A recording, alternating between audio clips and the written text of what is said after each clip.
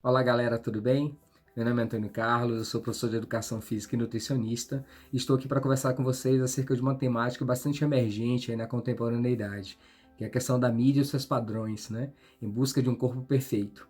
Então eu gosto muito de começar essa temática assim me contando uma pequena história, né? Nós temos aí uma grande emissora de TV e a partir das 4 horas da tarde ela começa a passar uma programação que envolve uma série de novelas, né, de uma programação mais jovem, e ela volta novamente para a novela e ela se estende aí até as 10 horas da noite, né? E nessa programação, o que a gente visualiza é que o corpo da mulher é sempre igual, o corpo do homem também é sempre igual. Então esse perfil, né, de corpo do homem e da mulher que se espera, né, e que passa de forma contundente em toda essa programação dessa grande emissora durante boa parte da tarde e boa parte da noite, está relacionado a essa questão que a gente vai estar discutindo agora, que é esse impacto, né? O impacto desse padrão de beleza imposto pela mídia e que nós, consumidores, né? Nós daquela sociedade imediatista que consumimos tudo que assistimos, né? Que queremos ser aquilo que está posto, como se a imagem fosse um padrão ideal a ser conquistado a cada dia. Então nos submetemos a uma série de condições, de comportamentos em busca desse corpo perfeito e nem sempre, né, na maioria das vezes, na verdade, estaremos, né, fazendo a coisa correta. Por quê? Porque esse padrão que é veiculado é um padrão que se espera que a sociedade siga, né? Mas existem entraves dentro desse processo que a gente precisa discutir. O primeiro deles é que nós vivemos dentro de uma sociedade que é diversa, né? Então a nossa sociedade, por ser diversa, é necessário que a gente possa respeitar todos os padrões que são existentes nela. Quando a gente impõe uma imagem ideal, a gente começa a desrespeitar diversos padrões, né? A gente começa a tentar unificar a forma de ser, a forma de vestir, a forma de se portar, o corpo desse indivíduo, né? Então a gente começa a moldar um processo no qual o aspecto emocional, o aspecto físico, o aspecto social e afetivo começa a ser abalado, porque essas pessoas elas tendem a querer se enquadrar dentro de um padrão, mas é difícil se enquadrar. É difícil, né, nessa sociedade imediatista que a gente está falando, conseguir alcançar um padrão que nem sempre é verdadeiro, que está por detrás daquela tela, que está naquela novela, que está naquela revista, que está nos jornais, né? Tendo visto que a gente tem em diversos aplicativos, a gente tem Photoshop, né, em tantas revistas, né? Então isso acaba impactando, gerando uma ansiedade, gerando transtornos, né, que podem se dimensionar em vários aspectos da vida, né? Transtornos alimentares, transtornos de autoimagem, transtorno relacionado à prática de atividade física de forma abrangente, né? Mas de forma descontrolada, né? Então nós temos aí processos como a gordofobia, nós temos questões relacionadas aos transtornos alimentares, principalmente em jovens e adolescentes, principalmente do sexo feminino, né? Nós temos a anorexia, nós temos a bulimia, que tem por trás de tudo isso essa busca incessante de encaixar-se dentro de um padrão que é aceitável. E aí, como é injusto esse padrão, né? Esse padrão nos impõe, por exemplo, que esse padrão de beleza vinculado pela mídia está relacionado a um sucesso profissional, a um sucesso amoroso, a um sucesso sexual, né? Então a gente visualiza isso todos os dias. A mulher que conquista aquele corpo longilíneo, né? O homem que conquista aquele corpo sarado, né? Musculoso, eles têm mais potenciais, né? Para serem mais felizes, para conseguirem ter um padrão de vida melhor, né? De se sair melhor nas relações sociais amorosas. Isso é muito angustiante dentro do ponto de vista da saúde pública, né? Porque isso vai impactar sobremaneira nessa questão dessa autoimagem, né? De como a pessoa se visualiza o seu corpo, como é que ela entende esse corpo, né? Então esse corpo ele acaba sendo manipulado, né? Por toda esses padrões que são veiculados. E a gente precisa discutir sobre essas questões, né? Nós precisamos discutir sobre a questão da alimentação, né? Porque existem marcadores de alimentação saudável, marcadores de alimentação não saudável. Os marcadores de alimentação saudável que temos é o consumo de frutas e vegetais, né, em 5 porções ao dia, o consumo de leite e derivados 2 vezes ao dia, de feijão 5 vezes na semana, mas nós temos também os marcadores de alimentação não saudável, que é o consumo de refrigerantes e bebidas adocicadas, né, industrializadas, emblatados, embutidos em geral, né? Alimentos ricos em gordura, sal, açúcar, os fast foods, né? Mas só que eles são vinculados a um processo de vida, de necessidade, né? Que às vezes está aquém daquilo que a gente possa alcançar. Às vezes é mostrado que a alimentação saudável é mais cara do que a alimentação não saudável. Né? Então, tudo isso vai impactar sobremaneira no sentido, né, do que a gente está fazendo no nosso comportamento. Né? Então, quando você percebe que o papel social, né, há um preconceito, né, que é instituído, e esse papel social desse preconceito é excluir, né? Esse papel social desse preconceito que é disseminado, né, nesse padrão que a mídia coloca, é um padrão, é um papel, né, que nos submete a uma condição de sofredores, né? Nós sofremos a cada dia por não alcançarmos aquele corpo ideal, por não termos aquele padrão de vida, e a mídia ela é fundamental nesse processo. Por isso que a gente precisa discutir sobre essas questões, né? A gente precisa colocar em diálogos, né, em momentos de reflexão, essas questões, para que a gente possa avaliar o que é que a gente está fazendo com a nossa vida, o que é que a gente está fazendo sobre a nossa percepção de mundo, o que é que a gente entende, né, sobre esse corpo ideal que é vinculado e o corpo que eu tenho, né? Qual a relação que eu devo estabelecer perante essas questões? Né? Então é necessário que a escola ela fomente sim esses momentos de discussão, principalmente nesse momento que nós estamos, né? Que está se tornando muito mais complicado, as relações estabelecidas, tendo em vista que estamos aí afastados há 1 ano e 3 meses praticamente, e as questões voltadas aí para a questão da ansiedade, da depressão, elas só vêm aumentando. Isso vai impactar sobremaneira na questão do corpo, né, que almejamos ter. Essa insatisfação corporal com o corpo, ela está relacionada em sua maior forma, né, nessa necessidade de comer mais, de compulsão alimentar, né, como uma forma compulsória, né, uma forma de compensação, né, em relação a tudo aquilo que você não consegue gerir, né, esse desequilíbrio emocional que vivemos, essa busca incessante por um corpo que parece que a gente nunca vai chegar.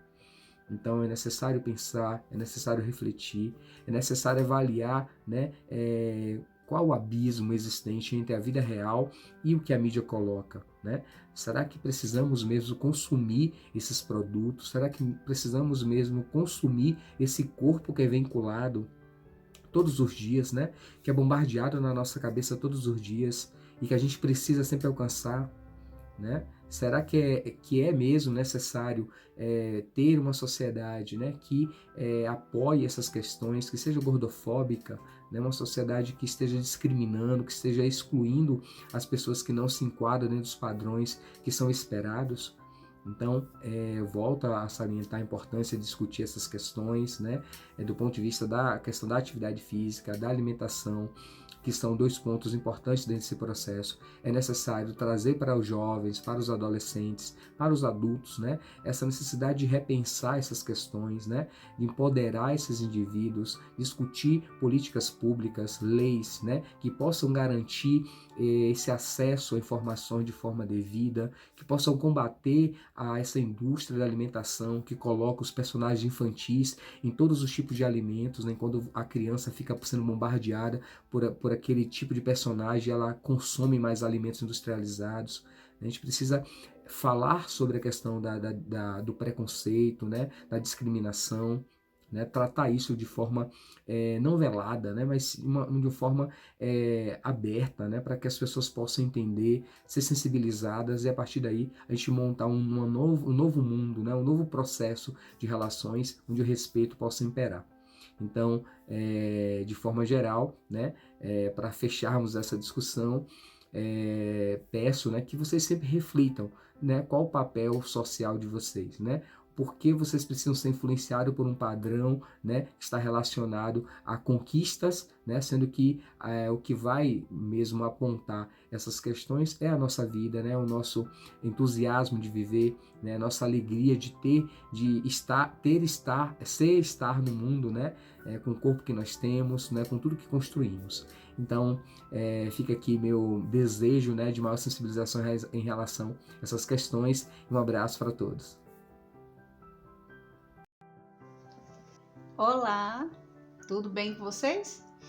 Bom, hoje a gente se propôs a falar um pouquinho sobre autoestima, né? O que é isso? De onde vem, né? Por que autoestima? Vamos falar um pouquinho sobre isso, sobre quando as situações vão prejudicando a nossa autoestima e o que é necessário fazer, né, para cultivar algo que é um bem tão necessário para a nossa saúde mental, né, nossa qualidade de vida também. Então, o mundo em que a gente vive, a sociedade em que a gente vive, ela tem valorizado muito alguns padrões. Padrões de desempenho acadêmico, padrões de beleza física, padrões de relacionamentos e muitos desses padrões baseados em muita superficialidade. Coisas que foram colocadas como é o melhor, é o certo, é o mais adequado, é o mais apropriado. E a gente tem consumido isso, né? Independente de quem nós somos, independente da nossa identidade, daquilo que a gente traz, do que a gente conhece, da nossa realidade financeira, da nossa realidade familiar, a gente vai começando a olhar para o lado e pensar, poxa, fulano tem isso, eu não tenho, fulano se sai assim, eu não me saio assim, poxa, fulano funciona de uma determinada forma, ele consegue determinadas coisas, por que que eu não? E a gente começa a se comparar. E nesse processo de comparação, quando a gente já traz uma autoestima que está prejudicada, as coisas tendem só a se agravar, né? E quando é que a nossa autoestima está prejudicada? Como é que a gente avalia isso? Primeiro vamos pensar um pouquinho sobre o termo, né? Autoestima. Autoestima tem a ver com o quanto a gente se estima, o quanto a gente se gosta, quanto a gente tem admiração, apreço por quem nós somos. Muitas vezes a autoestima está prejudicada e às vezes a gente tem atitudes acreditando que nós estamos agindo assim porque nós gostamos de nós mesmos, nós somos até egoístas, mas na verdade muitas ações elas são de certa forma compensações para uma autoestima que está prejudicada, né? Vamos entender um pouquinho como é que isso funciona, certo? Uma autoestima prejudicada, ela normalmente tem a ver com pensamentos do tipo, não sou bom o suficiente, eu não sou um aluno tão bom, eu não sou tão bonita, eu não sou um filho tão dedicado, eu não sou um profissional tão bem desenvolvido, eu não sou uma pessoa que se relaciona. E a gente começa a achar que nosso jeito de funcionar está sempre aquém. Nós nunca somos bons o suficiente. Nós não somos dignos de amizade, nós não somos dignos de amor, nós não somos tão... não temos nada que possa ser digno de admiração, né? Do apreço, do carinho do outro, da aceitação do outro. E aí a autoaceitação está extremamente prejudicada, né? Acontece uma autocrítica muito grande. Por que que eu sou assim? Por que que eu funciono assim? Às vezes, na tentativa de superar isso, essa autocrítica nos leva a atitudes muito rigorosas com a gente mesmo. Atitudes do tipo, eu tenho que fazer o melhor trabalho, eu tenho que desempenhar isso da melhor forma, eu tenho que dizer sempre sim para que as pessoas me aceitem.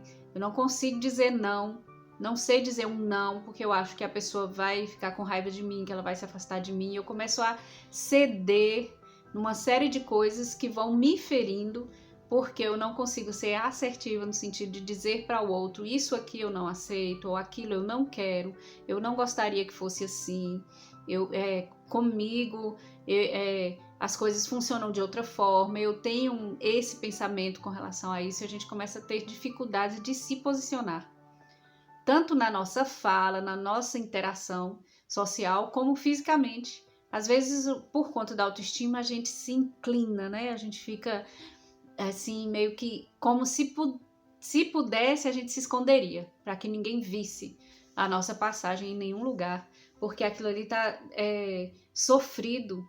A gente não consegue se aceitar e se ver como alguém que pode ser aceitado, que pode ser aceito, né? Alguém que seja aceitável, ou amado, ou querido, admirado, a gente não consegue ver nada em nós que possa ser apreciado. Há diversas causas para a autoestima, né? A gente pode falar da autoestima dentro de situações de depressão, de transtorno de ansiedade, de traumas, né? Um transtorno de estresse pós-traumático. Há uma série de situações de adoecimento que podem estar com a autoestima no conjunto aí.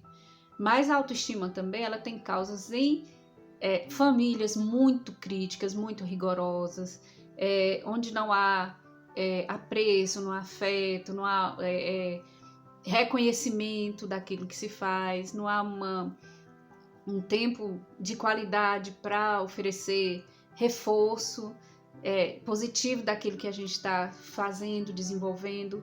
Normalmente a autoestima prejudicada está muito ligada a isso. Agora, isso significa que é o fim? Não, não é o fim. É claro que nem sempre são só as famílias. Às vezes na escola a gente tem feedbacks muito negativos, né? De pessoas que talvez não estejam tão bem com elas mesmas, mas elas colocam algumas coisas pra gente, né? Um professor que não estava bem, ele trouxe um feedback muito negativo, associando um trabalho que a gente fez com quem a gente é e colocando a gente para baixo. Ou amigos que também não estão bem e têm a necessidade de colocar a gente para baixo para que eles estejam bem, né? Quando uma autoestima está elevada, a gente não precisa diminuir os outros, né? Para estar bem. Então, além dessas causas aí, a gente tem uma infinidade de outras experiências muito negativas, né? Às vezes de ter sofrido bullying, de estar passando por momentos de perdas significativas sem um cuidado, um apoio externo que faz a gente começar a ver as coisas de forma muito negativa, né? E muitos pensamentos distorcidos, a gente chama de distorções cognitivas, né? Muitos pensamentos de que a gente não é bom o suficiente vão reforçando crenças do tipo eu não sou útil, eu não sou agradável, eu não sou bom, eu não sou capaz, né? E a gente vai alimentando isso com alguns comportamentos. Se eu me comporto baseado no pensamento de que eu não sou boa o suficiente, o meu comportamento vai reforçar a ideia de que eu não sou boa. Aquela crença vai ficar ainda mais forte em mim. Então, o que a gente pode fazer? Já que funciona dessa forma, né? O que pode ser feito para que essa autoestima não fique tão prejudicada e que a gente consiga rever isso? Primeira coisa, a gente tem que se tornar consciente. Primeiro, consciente de quem a gente é, consciente do nosso valor.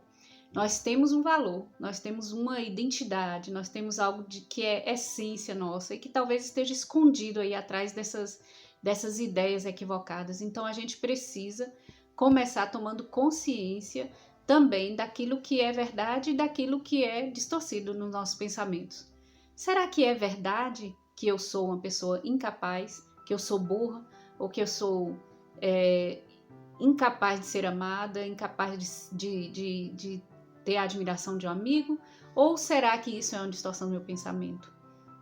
Então a gente tem que se tornar o detetive da mente, né? Primeira coisa eu sou detetive da minha mente. Eu tenho que questionar esses pensamentos, eu não posso aceitar de cara aquilo que vem como pensamento como verdade. Eles são pensamentos. Isso não significa que eles são a verdade sobre mim. É a primeira coisa. Segunda coisa, a gente precisa, além de fazer esse questionamento do pensamento, de desafiar o pensamento, de ter essa posição de desafio para identificar, né, se é verdade ou se é um pensamento distorcido, a gente precisa começar com um objetivo na mente. Eu não quero mais viver assim.